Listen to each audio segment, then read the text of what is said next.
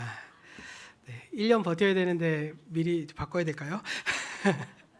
네, 미국의 저명한 사회학자이자 문명 비평가인 제러미 리프킨이라는 학자는 이 현대 자본주의 사회를 살아가는 인간들의 어떤 근원적인 심리를 연구하면서요, 아주 흥미로운 지적을 한 가지 한 적이 있었습니다.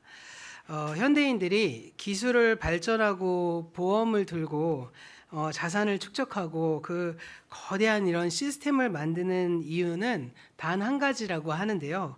그것은 바로 자기의 삶을 완벽하게 통제할 수 있는 인공적인 방파제를 구축하기 위해서라고 합니다. 좀 쉽게 말하면 이겁니다. 우리는 돈을 이만큼 많이 모아두면 내 미래의 풍랑을 막아줄 거라고 생각하죠. 그리고 좋은 직장을 얻는 것, 어떻게 보면 안전하게 스펙을 쌓는 것, 인맥을 관리하는 것, 이 모든 것도 인생의 갑작스러운 파도로부터 내 안위가 보장될 것이라고 하는 어떤 그런 견고한 방파제 혹은 견고한 성을 쌓는 것이라고 말하는 겁니다. 이것이 우리의 기독교적인 믿음과 결부되어서 일종의 종교적 기복주의랑 자본주의가 결합한 안전지대에 대한 열망으로 승화되기도 하는데요. 이것은 교회에 오는 사람들 대부분 이러한 은연중에 기대를 한다는 것입니다. 예를 들어 내가 예수를 잘 믿고 종교적인 의무를 다하면 내 삶의 방파제가 더 튼튼해져서 내 인생의 거친 파도가 나를 비켜가겠지. 이러한 어떤 생각과 기대를 가지고 신앙생활을 하기도 한다는 겁니다. 그런데 우리가 인생의 여정을 쭉 돌이켜보면 진짜 그렇게 내 인생의 방파제를 높게 쌓은다고 한들 그게 그렇게 쉽게 안전해질까요? 아무리 높은 방파제를 쌓아도 예기치 못한 질병 한 번 딱 걸리거나 아니면 예상치 못한 경제적 위기가 한 번에 딱 닥치거나 관계가 파탄날 때 그 내가 쌓아온 방파제가 사정없이 무너져 내려버리는 것, 이것을 우리는 매일매일 목격하며 살아갑니다.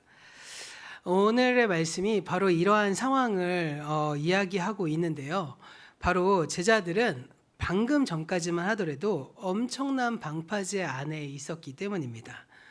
이것은 우리가 2주 전에 함께 살펴보았던 사건인 오병이어의 기적의 현장이었습니다. 바로 떡 5개와 물고기 2마리로 빈들에서 장정만 5,000명, 여자 어린아이까지 합하면 좋게 한 2만 명이 넘는 무리가 배불리 먹고도 남는 아주 기적의 사건을 체험한 것입니다. 결핍이 완전히 채워지고 굶주림이 없어지며 소외된 자가 없는 완벽한 대한 공동체, 그것이 바로 예수님께서 이 땅에 가져오신 하나님 나라의 그 완전하시고 또 가시적인 그 구현이었다는 것을 지난 시간에 함께 나누었습니다. 아마도 이러한 모습을 보면서 제자들은 소위 우리식대로 표현하면 가슴이 웅장해졌을 것입니다. 드디어 메시아의 시대가 왔구나. 이제 우리의 가난과 고생은 끝이 났구나. 이렇게 내가 예수라는 방파제 안에 머물기만 하면 우리의 인생은 대박 나겠구나. 이러한 생각이 들었을 것입니다. 아마 군중도 흥분해서 막 예수님을 억지로 붙잡아서 자신들의 왕으로 삼으려고 난리가 났던 상황이었습니다. 그런데 참 놀라운 사실은요, 그러한 감격, 그러한 흥분이 채 가시기도 전인 상황에서 예수님께서 어떠한 조치를 하고 계시고 있다는 겁니다. 그것은 바로 제자들에게 한 행동인데요. 바로 22절의 말씀을 통해 드러납니다. 우리가 오늘 읽어본 22절의 말씀 화면을 보시면서 함께 읽어보려고 하는데요. 22절 말씀 띄워주시면 함께 읽도록 하겠습니다. 예수께서 즉시 제자들을 재촉하사 자기가 무리를 보내는 동안에 배를 타고 앞서 건너편으로 가게 하시고, 말씀을 보니까 예수님께서 즉시 재촉해서 이 배를 바다 건너편으로 가게 하셨다, 이렇게 말합니다. 제자들이 그 화려한 성공의 자리, 그 안전한 방파제 안에서 군중의 열기에 취해 있을 때 예수님은 그들을 강제로 떼어내신 것입니다. 여기서 재촉하다라고 번역된 헬라어인 에난가센이라는 말은요, 강제하다 혹은 물리적인 힘을 써서 억지로 밀어넣다라는 뜻에 가깝습니다. 제자들은 아무래도 당연히 더 머물고 싶었겠죠. 하지만 예수님이 등을 떠밀어서 강제로 배에 태워 어두운 바다로 보내신 것입니다. 만약에 내가 제자라면 어떤 느낌을 받으셨을까요? 아마도 눈앞에 펼쳐져 있던 그 하나님의 나라, 그 열광하는 사람을 보면서 그들은 뿌듯하고 만족했을 것입니다. 하지만 우리 예수님은 그곳에서 제자들을 재촉해서 분리시켜서 배를 타고 건너편으로 가게 하신 거예요.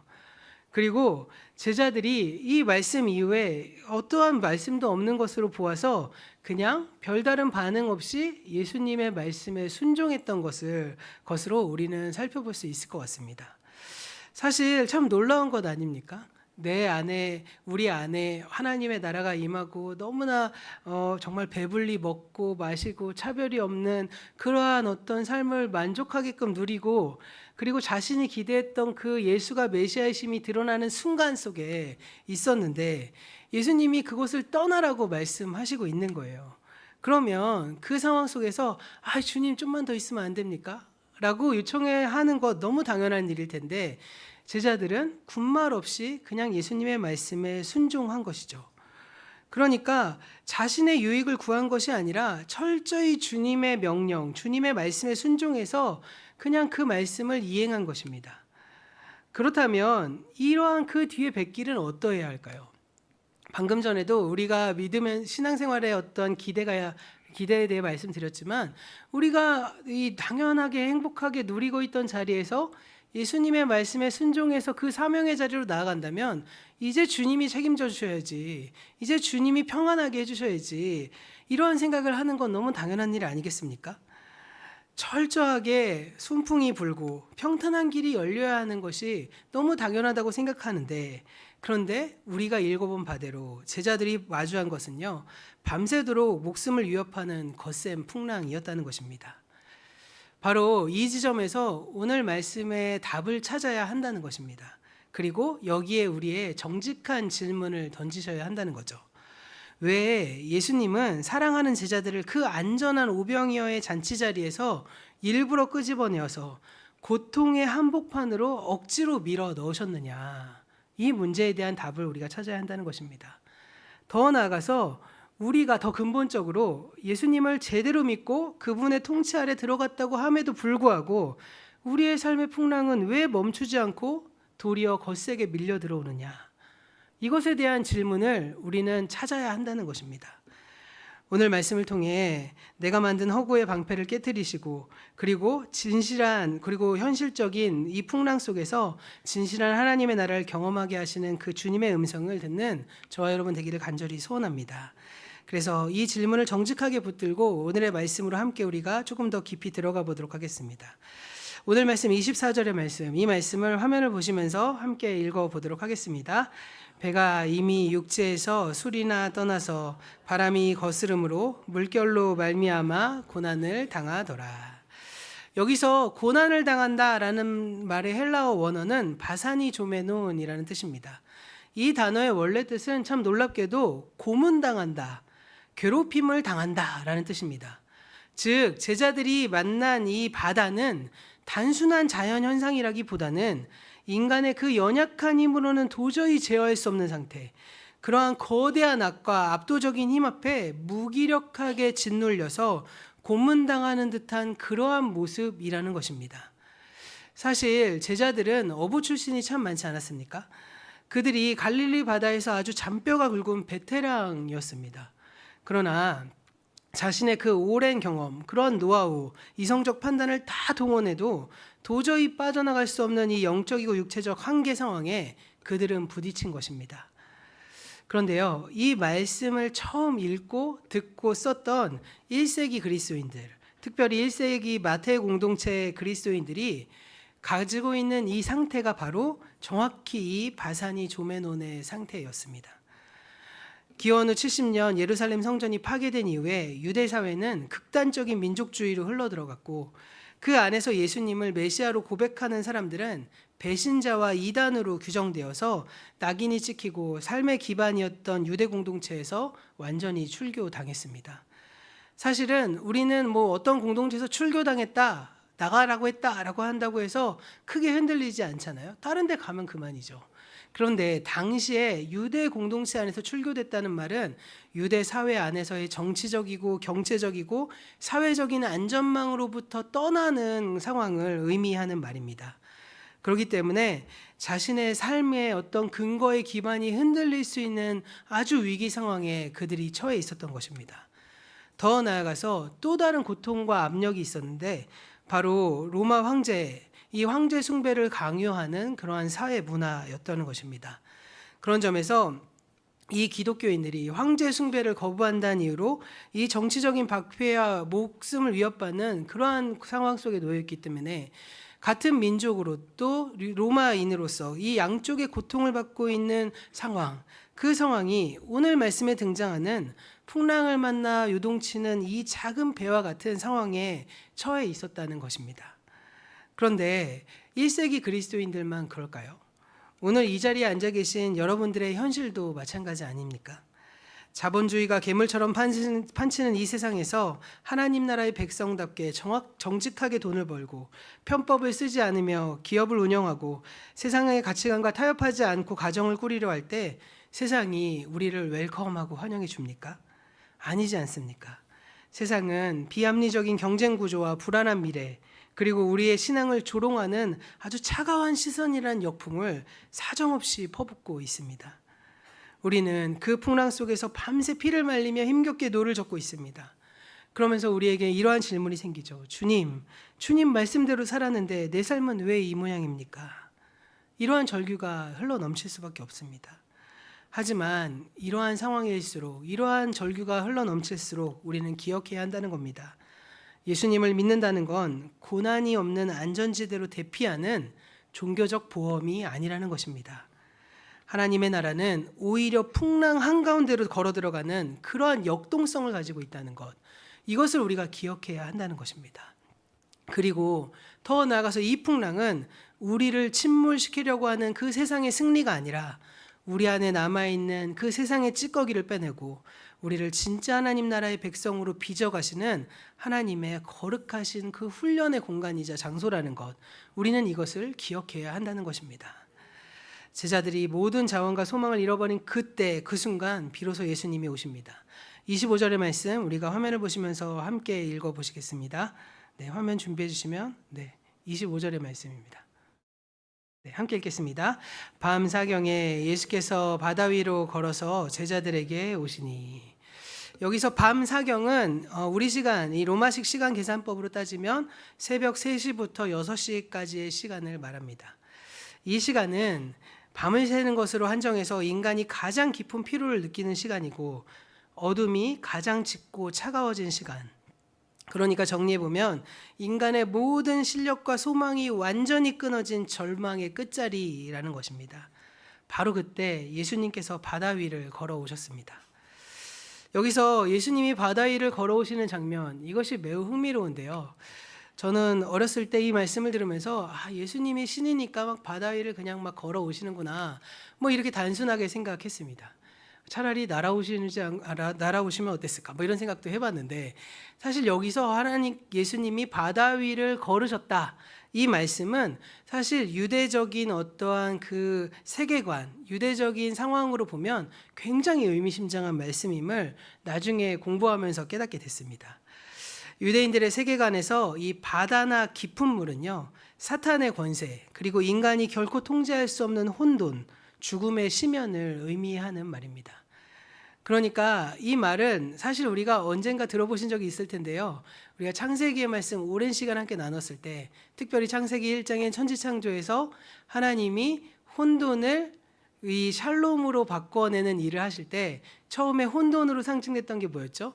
전 지구상에 물이 수면 위에 운행되는, 물이 완전히 잠겨있는 상태를 혼돈이라고 말씀드렸습니다.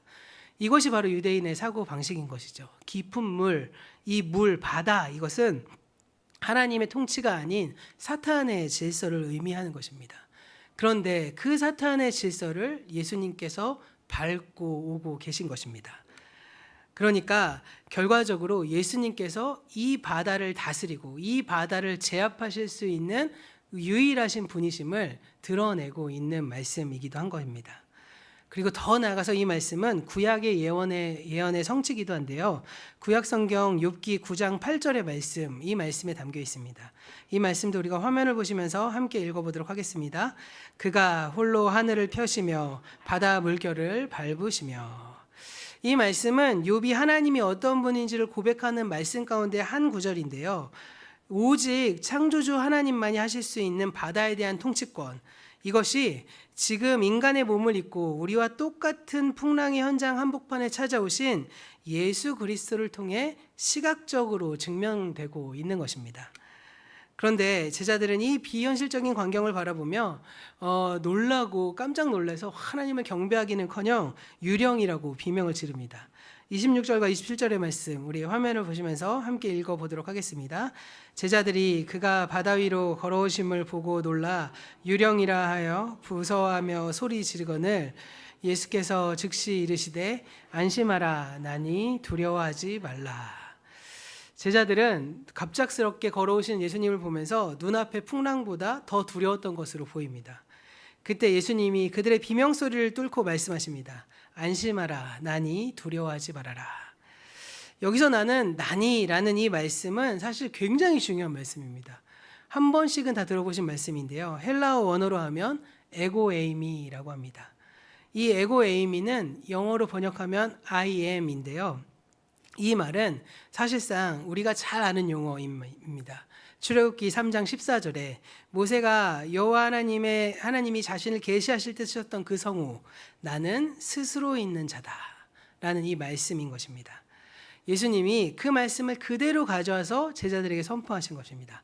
안심하라 나는 스스로 있는 자니 두려워하지 말아라. 이렇게 말을 하고 있는 겁니다. 그러니까 이 말씀은 제자들에게 야 아니야 나야 놀라지 마 이게 아니라 그 바다 위를 밟고 서 있는 그 존재가 스스로 있는 자다. 나는 하나님이시다. 나는 너희의 구원자다. 라고 하는 선포를 하고 계신 것입니다. 예수님이 풍랑 위에 공포에 떨고 있는 제자들과 더 나아가서 로마의 칼날에 신음하고 있는 그 1세기 교회 그리스도인들 그리고 오늘 사나운 인생의 파도 가운데 떨고 있는 우리에게 지금 그렇다면 본질적인 질문을 던지고 계신 것입니다. 이 세상을 움직이는 이 거대한 힘이 로마의 황제에게 있는 것 같냐? 너희의 생사 여탈권을 흔들고 쥐고 있는 자가 자본주의와 이 돈의 힘인 것 같으냐? 아니다. 똑똑히 보아라. 이 모든 혼돈과 두려움을 발 아래 짓밟고 서 있는 진짜 왕, 온 우주의 통치자는 바로 나다. 예수님이 이렇게 말씀하시는 것 아니겠습니까? 그렇다면 이 시간 우리는 깨달아야 합니다. 우리의 거친 삶의 한복판, 그 신음하는 현실, 그 현실 앞에 우리의 그 모든 문제를 짓밟고 서 계신 분이 바로 우리 하나님 아버지시기 때문에 우리가 그를 믿고 그를 따르고 그를 신뢰할 근거가 되는 것입니다. 더 나아가서 그분의 다시 오심을 간절히 소망하고 기다리는 그러한 근거, 하나님 나라를 소망할 수 있는 그 근거가 되기에 우리가 주님을 믿고 있는 것이고 주님을 따르는 근거가 된다는 것을 기억하시기를 바랍니다. 예수님이 유령이 아닌 바다를 다스리는 진짜 왕이심을 알아챈 베드로는 놀랍게도 아주 신기한 요청을 하고 있는데 바로 28절과 29절의 말씀입니다. 이 말씀도 우리 화면을 보시면서 함께 읽어보도록 하겠습니다. 베드로가 대답하되 이르되 주여 만일 주님이시거든 나를 명하사 무리로 오라 하소서 하니 오라 하시니 베드로가 배에서 내려 물 위로 걸어서 예수께로 가되 주여 만일 주님이시거든 나를 명하사 물 위로 오라 하소서. 이 베드로의 이 요청이 어떠신가요? 사실 어린 시절로 다시 돌아가면 예수님이 바다 위를 막 걸어오니까 예수님이다. 예수님이 바다 위를 걸어오네. 나도 한번 가고 싶다. 라고 하는 이런 호기심의 요청일 수도 있습니다. 하지만 이 말씀 안에는 이 베드로도 생각하지 못했던 아니면 베드로가 생각하고 얘기했다면 아주 놀라운 신앙의 고백을 지금 하고 있는 것입니다. 그러니까 베드로의 이 요청은 단순한 영웅주의나 무모한 충동이 아니라는 겁니다. 주님께서 진짜 세상의 혼돈을 다스리시는 왕이라면 그 나라의 백성인 나도 그 통치에, 그 왕의 통치에 함께 참여하게 해달라는 그러한 제자로서의 열망이 담겨져 있는 것입니다. 그러자 우리 예수님이 한 일말의 주저함도 없이 명령하십니다. 오라. 오늘 우리가 이 말씀을 통해서 베드로를 부르시는 그 음성을 함께 듣는 저와 여러분 되길 간절히 소원합니다. 너도 무리를 건너오라는 이 명령은 배 안에서 안전하게 구경하는 그러한 제자들에게 주시는 신기한 기적의 체험쇼가 아니라는 겁니다. 내가 이 세상의 모든 압제와 파도와 두려움을 내 발 아래 밟은 것처럼 내 백성인 너희도 나와 함께 이 세상의 가치관과 위협을 발 아래 밟고 다스리자. 이러한 왕의 권세의 위임을 우리에게 하고 계신 것입니다. 그런 점에서 하나님의 나라라는 이 교회는 안전한 배 안에서 우리끼리 모여서 그 예수님의 능력을 찬양하고 구경하는 구경꾼의 나라가 아닙니다. 왕의 부르심에 순종하여 나를 집어삼키려고 하는 이 세상의 파도 위로 내 발을 딛는 그런 역동적인 제자들의 나라가 바로 하나님의 나라이고, 그러한 나라의 백성이 바로 저희들인 것입니다. 그런데 베드로는 이러한 위대한 요청 뒤에 금방 물속으로 가라앉게 됩니다. 30절의 말씀 우리 화면을 보시면서 함께 읽어보도록 하겠습니다. 바람을 보고 무서워 빠져가는지라 소리질러 이르되 주여 나를 구원하소서 하니. 베드로는 믿음으로 발을 내딛고 실제 무리를 몇 걸음 걷다가 이내 무서워서 순식간에 가라앉게 되는 것 같습니다. 그 이유는 방금 우리가 함께 읽어본 말씀대로 바람을 보고 무서워했다라는 것입니다. 이 말씀에 우리가 주목할 필요가 있습니다. 사실 베드로를 둘러싼 환경은요, 사실상 변한 적이 한 번도 없습니다. 그가 배 위에서 내려서 무리를 처음 걷기 시작할 때도 그 둘러싼 바다의 환경은 변하지 않습니다. 광풍이 불고 있고 엄청난 소리가 내고 있다는 것입니다. 주님, 제가 주님 안에서 그 주님의 명하시면 저는 그 바다 위로 올라갈게요 라고 있는 순간 막 물이 쫙 개지고 막 물이 잔잔해진 게 아니라는 거예요. 엄청난 바람이 부는 그 상황 속에서 베드로가 그 무리를 걸었는데, 그런데 그럼에도 불구하고 베드로가 빠지게 됐다는 겁니다. 결국 환경이 바뀐 건 다 하나도 없지만 딱 하나만 바뀐 것이죠. 무엇일까요? 바로 그의 시야가 바뀐 겁니다. 그의 눈이 온 우주 만물을 다스리는 예수님 안에서 나를 위협하는 바다로 시선이 옮겨지는 그 순간, 그는 하나님 나라의 통치 질서인 믿음을 잃어버리고 이 세상의 물리적인 법칙과 두려움에 다시 종속되어 버린 것입니다. 우리의 삶도 마찬가지입니다. 이 예배당의 문을 나서는 그 순간 주님의 약속보다 세상이 쏟아내는 그 절망의 지표들, 그리고 나를 위협하는 그 현실의 소리들이 더욱더 깊이 나에게 와닿을 때 우리는 여지없이 영적 침체라는 깊은 물속으로 빠져 들어갈 수밖에 없다는 것입니다. 그렇다면 우리가 이 세상의 위협 앞에 가라앉지 않기 위해 어떤 일을 해야 할까요? 그 유일한 비결은 무엇이겠습니까? 히브리서 12장 2절은 우리에게 이렇게 말을 하는데요. 이 말씀도 우리가 화면을 보시면서 함께 읽어보도록 하겠습니다. 믿음의 주요 또 온전케 하시는 이인 예수를 바라보자. 그는 그 앞에 있는 기쁨을 위하여 십자가를 참으사 부끄러움을 개의치 아니하시더니 하나님 보좌 우편에 앉으셨느니라. 믿음의 주요 또 온전케 하시는 이인 예수를 바라보자. 베드로와 같이 시선을 고정하자 이것입니다. 여기서 바라보다의 원어인 아프론테스라는 말은 그냥 단순히 시선을 딱 고정시켰다는 뜻이 아닙니다. 나를 유혹하고 두렵게 만드는 그 다른 모든 것에서 눈을 의도적으로 돌려서 오직 한 것에서만 시선을 고정하려는 아주 강력한 의지적인 단어의 내용이 담겨 있습니다. 주님은 31절에서 가라앉으며 비명을 지르는 베드로에게 즉시 손을 내밀고 붙잡으시면서 믿음이 작은 자여 왜 의심하느냐라고 말씀하셨습니다. 여기서 우리가 알 수 있는 사실이 있습니다. 하나님 나라의 백성의 실력은요, 나의 능력이 있는 것이 아니라 이 환경을 압도하는 우리의 시선에 달려 있는 것입니다. 그러니까 풍랑이 아닌 주님께 시선을 고정해야 우리의 능력이 그제서부터 임한다는 사실을 기억해야 한다는 것입니다. 그런 점에서 우리가 돌아오는 한 주간의 삶 속에서 우리의 시선을 늘 주님께 고정하는 훈련을 하시는 저와 여러분이 되기를 간절히 축원합니다. 예수님께서 베드로의 손을 잡고 배에 오르셨을 때 놀라운 일이 벌어집니다. 거세게 불던 바람이 즉시 그쳤습니다.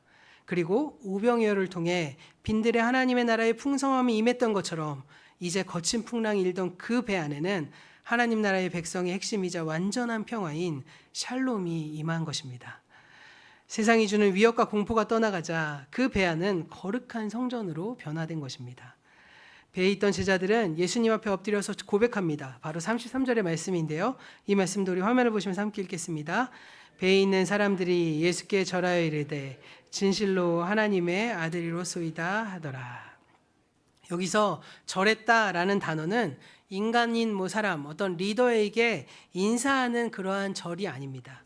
진짜 왕이자 신에게 드리는 예배를 뜻하는 단어인 것입니다.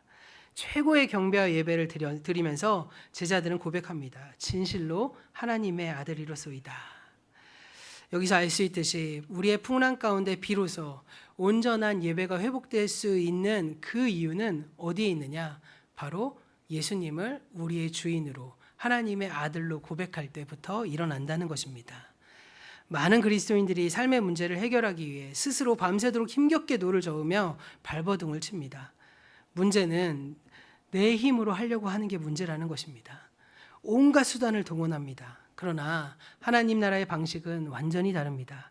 문제를 내 힘으로 없애려고 하는 것이 아니라 나의 삶과 가정과 내 일터라는 그 배 한복판에 예수님을 진짜 왕으로 모시는 것, 이것이 바로 우리의 해결 방법이라는 것입니다. 이것은 다른 말로 하면 주권의 이동이 일어나는 것입니다. 내가 왕인 자리에서 주님을 왕으로 모시는 것, 그것입니다. 그런 점에서 오늘 우리에게 요구되는 실제적인 두 가지의 결단이 있습니다.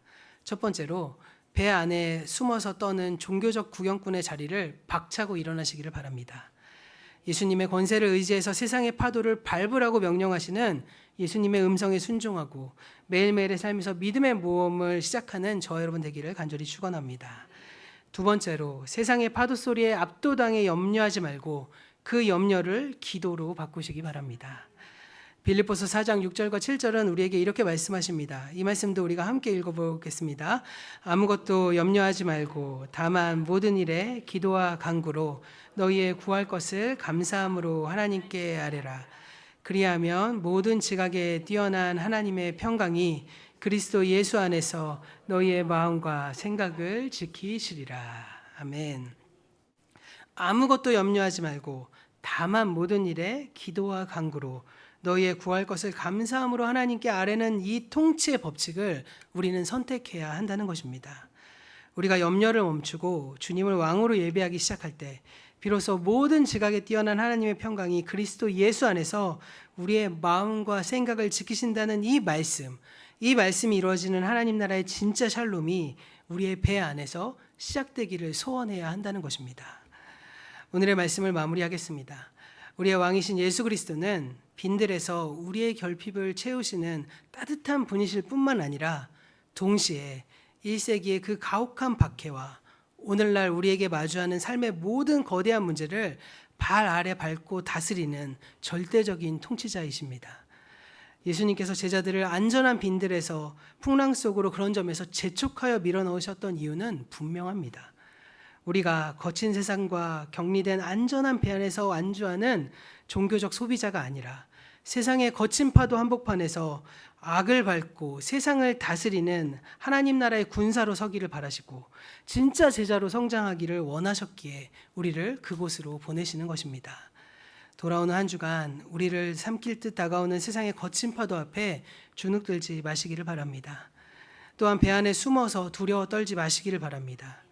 풍랑이를 나와서 나와 함께 걷자고 말씀하시고 그 권세를 위임하시는 예수 그리스도의 음성을 신뢰함으로 그 풍랑이를 걸어가 예수님과 함께 세상의 바다를 짓밟는 저와 여러분 되기를 소원합니다.